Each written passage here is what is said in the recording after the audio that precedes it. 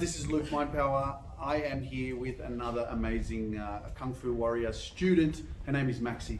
You know, I don't even know that much about her, but I do know that she is a yoga teacher or trainer.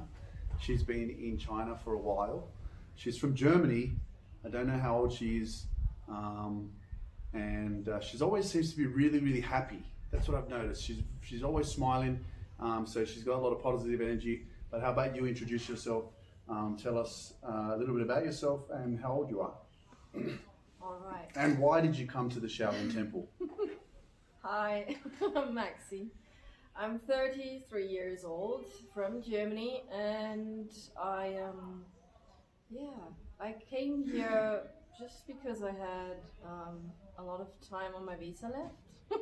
So you've been in China for a while? Or? No, I just came from Australia actually. Okay. And I had to do some bank stuff, and I had a 1-month visa, and I was already finished that, and I had like 2 more weeks left, and I thought, okay, let's just do some Kung Fu, because I travel a lot. So you're a traveler. Myself, yeah. And you know what, I heard you speak in Chinese as well, so you've obviously lived here and learned the language as well. That was in 2013 to 15. I lived here and I was teaching English. Yep. And I studied Chinese back in the days in Germany and in Beijing, and then I lived in Shanghai for 2 years. And yeah, so I'm coming back every now and then to practice. To practice your Chinese, because obviously when you're in Germany or if you're in Australia, you wouldn't really be speaking Chinese very often. Exactly. Actually in Australia there's so many Chinese. Yeah, there is a lot of Chinese people, but I guess the practicing of it, if you're not surrounded by those people, then it doesn't give you the opportunity to keep it up, right? That's true. That's why I'm really happy to practice here, and especially if the master is talking, and it's good to listen and remember things and that's to awesome. learn. Yeah.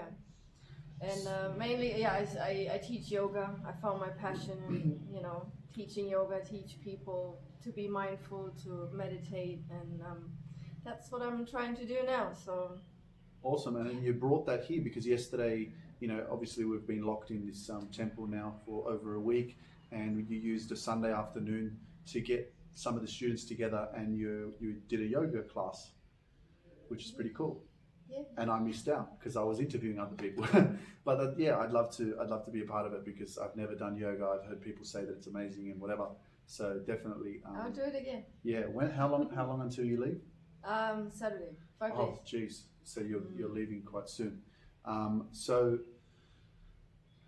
how do you feel about your experience now coming to the Shaolin Temple? What's been the biggest takeaway for you? I guess I know you still got the rest of this week to embrace and have a more enriching experience. But what are some things that have really affected you in a positive way?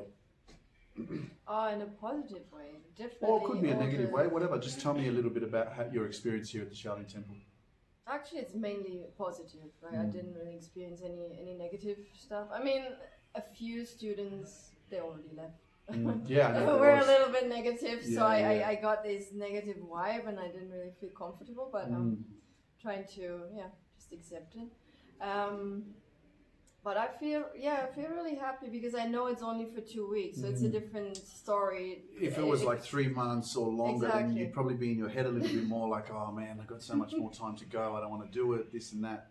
And that's definitely what the challenge has been for me as well, because I know that I'm still here for a while. And even after the first month, I was like, damn, questioning myself. Yeah, it's tough. And it is tough. Yeah. So how has this experience in terms of the whole virus and the lockdown? And I don't want to give too much power to this whole situation, but it is a fact that, most of China or the whole of China is locked down at the moment because they're trying to contain this virus. How has the experience changed because we can't leave the temple? The thing is, I was one of the last ones coming here, and then the temple was locked. So I have no idea how the temple life is Well, there you go. So when it's open. Yeah. So my experience is just closed. Okay. So for me, it's okay, 2 weeks just locked in, Yeah, and that was my goal anyways, to stay here, to meditate a lot. I don't have to go outside for 2 Yep. weeks. That's fine. That's So great. for me, maybe that's why I'm smiling all the time. Yeah, because I don't mind. there's a lot of temptation. There's still a lot of temptation. We've still got markets, we've got restaurants, Yeah. we've got a toilet that you can sit on outside. Oh, I don't mind. I had enough of the squatting toilets. I was like, I'm going to go outside. I want to sit on the toilet and relax. but yeah, you mentioned smiling. I mentioned seeing you happy a lot. Where does that come from, and how do you maintain that level of happiness every day? Oh, that's a good one. So how much time do we have? Yeah, we've got time. Okay, it's been a long way and it's not been easy, definitely. But I think life always gives you what you need and not what you want. Mm-hmm. And accepting this fact is already very, very good. It brings you lots of, how to say, acceptance, yeah. So I try to start my day every morning when I wake up. I just feel my body and I feel, okay, here it's different because you feel the pain. But just in general, you are like healthy. There's nothing wrong. We have food, and this is just, I take a moment to realize that, and it already makes me happy. That's a really good secret to, everyone should actually do that. And then I think that I found my purpose of teaching yoga and just trying to be mindful and happy. Yeah, it automatically makes you happy. It's mindfulness. It's mindfulness. Yeah, Yeah, waking up in the morning and just being grateful that you're alive, grateful that you're healthy, grateful that you're breathing. Yeah. You know. The whole gratefulness is, Yeah, it the gives you gratitude so much positive energy. And does it take time to develop that gratitude? Because you can do it for one day, and then if you don't practice it the next day, you just forget about it and you go back to your old way. So the yoga helped me a lot. Yeah, so I started it about like 2 years ago. I mean, I've been practicing, but teaching the yoga started about 1.5 years ago, and then implemented in my everyday life makes it much easier. Because I love my job, basically. I do what I love, and I think that's the most important thing. That's something that's really difficult for a lot of people to find their purpose or to actually be doing a job that they love. And I know there's millions of people out there that don't want to wake up on a Monday morning. Yeah, of course. Right? Yeah. And so if you love what you do, then you're living a dream. Oh, definitely. Yeah. So now it makes sense why she's smiling all the time.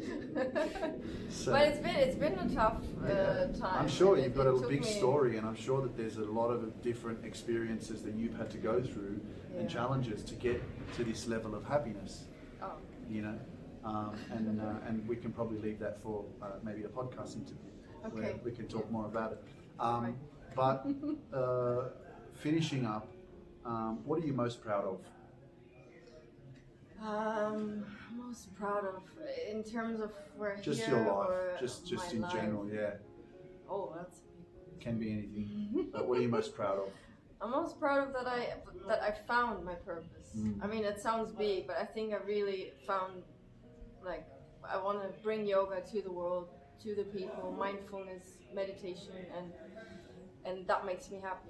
To serve people, to help people, and I think that is the most important thing, and that's what I'm proud of, that I found that, and that I've gone through that, like, that way, and healing is never easy. If it would be easy, everyone would be so happy. Yeah, I think I'm still healing. It is tough. Yeah. Oh, I'm still healing. Yeah, definitely. It's tough, but how do you say, when the night is the darkest, the sun comes? There's always light at the end of the tunnel. Yes. And it's like perseverance, and it took me 33 years to find. 31. 33 years. Not 18, not when I was 20. I didn't know what the hell's going on. So it took me a very long time. And so everybody's different though, and the fact that you found your purpose, it is a real blessing, and it's amazing. Just if you can give one quick piece of advice to anyone who's interested in coming to the Shaolin Temple to experience something like this, what would be something that you would say to them? Oh, just be prepared. It's not easy. You have to like really. It's strict. It's a tough life. You definitely learn a lot, but you have to be prepared that your mom is not here. You have to clean toilets and whatnot, and it's a strict schedule. So it's not a holiday. Yeah, definitely. Absolutely. Be prepared. Be prepared. But it's amazing. It's an amazing experience. I think the outcome is the gift. The Yeah. outcome, it's your perseverance to get through all these uncomfortable experiences that kind of Yeah. allow you to grow as To a grow. person. Yeah. Leave the comfort zone. Yeah, and it's a powerful experience. Definitely. Maxi, thank you so much for your time. I appreciate it. Thank you.